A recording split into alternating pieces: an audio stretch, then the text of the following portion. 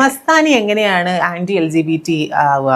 അന്തസ് എന്ന് പറഞ്ഞൊരു സാധനം മസ്താനിക്ക് ഉണ്ടെങ്കിൽ മസ്താനി ഈ ക്വീർ ആയിട്ടുള്ള ആൾക്കാരെ എടുത്ത് ഇന്റർവ്യൂ എരന്ന് ചോദിച്ച് ഇന്റർവ്യൂ തരുമോ പേയ്മെന്റ് കുറവാണെന്ന് പറഞ്ഞ് എരന്ന് ചോദിച്ച് അവരെ ഇന്റർവ്യൂ എടുത്ത് അതിൽ നിന്ന് മോണിറ്ററി ബെനിഫിറ്റ് ഉണ്ടാക്കി ആ കിട്ടിയ പേയ്മെന്റിന് കുടുംബത്തിൽ അരി വാങ്ങി തിന്ന് ഉളുപ്പില്ലാത്ത മസ്താനിക്ക് എങ്ങനെ ആന്റി LGBT ആവാൻ പറ്റുന്നു?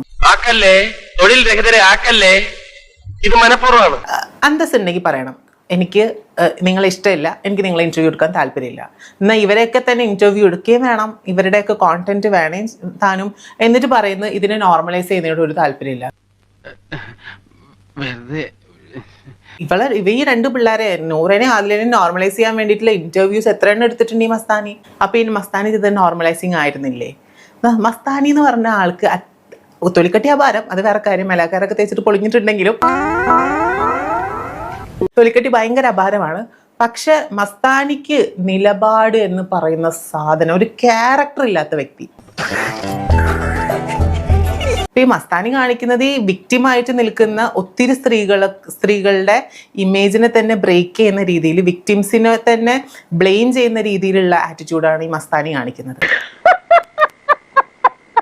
പിന്നെ മസ്താനിക്ക് എങ്ങനെയാണ് ഈ ഓപ്പറേഷൻ നേരിടുന്ന, സ്ട്രഗിൾസ് നേരിടുന്ന ആൾക്കാരെ കുറ്റം പറയാൻ പറ്റുന്നതെന്ന് എനിക്ക് ശരിക്കും അത്ഭുതപ്പെടുന്നുണ്ട്. കാരണം മസ്താനി തന്നെ പറയുന്നുണ്ട്, മസ്താനിയുടെ അമ്മ ഭയങ്കര സ്ട്രഗിളിങ് ആയിട്ടുള്ള ഒരു ലേഡിയാണ്, അച്ഛൻ ഉപേക്ഷിച്ച് പോയതാണ്, ഫാദർ ഓഫ് ദി ഫാമിലി മസ്താനിയാണെന്ന്.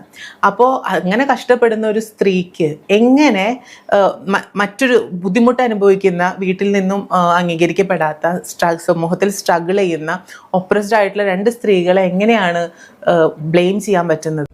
അതൊന്നും എനിക്കറിയാൻ മേല. ഇങ്ങനെ എന്തെങ്കിലുമൊക്കെ പറയുമ്പോഴേ എന്റെ മനസ്സിനൊരു സന്തോഷം ഉണ്ടാവുള്ളൂ. ഞാൻ എന്റെ സന്തോഷം നോക്കിയപ്പോ എങ്ങനെ ആ ഒരു മൈൻഡ് വരുന്നത്? അത് മാത്രല്ല, അവരൊരു ഇൻഫ്ലുവൻസർ കൂടിയാണ്, സോഷ്യൽ മീഡിയയിൽ അത്യാവശ്യം കുറച്ച് ഫോളോവേഴ്സ് ഒക്കെ ഉള്ള ഒരാളാണ്. അപ്പൊ അങ്ങനെ ഒരാള് ഇങ്ങനെ പറയുമ്പോ അത് എത്രമാത്രം ഇൻഫ്ലുവൻസ് ചെയ്യപ്പെടുന്നുണ്ട്. പക്ഷെ അത് അവരിപ്പോ ഈ ലൊക്കഡാസ്, ഈ ഇൻഫ്ലുവൻസിങ് ഇതല്ലേ, നാഷണൽ അവാർഡ് കിട്ടി, പത്മശ്രീ കിട്ടിയിട്ടുള്ള നമ്മുടെ ലാലേട്ടൻ അവരെ അടിച്ച് ഇരുത്തി. പിന്നെ നാണക്കെടുത്തി ലിവിങ് സൂപ്പർ ഹീറോ ആയിട്ടുള്ള ലാലേട്ടൻ തന്നെ ഇവരുടെ അടുത്ത് പറയുന്നുണ്ട്, നിങ്ങൾക്ക് തള്ളു നിർത്തിക്കൂടെ എന്നൊക്കെ ചോദിക്കുന്നുണ്ട്. അപ്പൊ അത്രയും വലിയൊരു വ്യക്തിയിൽ നിന്നും ഇത്രയും മോശമായിട്ടുള്ള വാക്കുകൾ, അല്ലെ ഇത്രയും ചീത്ത കേൾക്കുന്നത് എനിക്ക് തോന്നുന്നു ഇത്രയും സീസണിൽ ഈ മസ്താനിയും ലക്ഷ്മിയും തന്നെയാണ്. തൊലിക്കട്ടി അപാരം. കിട്ടേണ്ടതൊക്കെ കിട്ടിയല്ലോ, സമാധാനമായല്ലോ. ഇനി സ്വസ്ഥമായിട്ട് വണ്ടി ഈ റോഡിൽ പോട്ടെ. എല്ലാവർക്കും സന്തോഷമായല്ലോ, എനിക്ക് സന്തോഷമായി. എല്ലാവർക്കും പിരിഞ്ഞു പോവാം.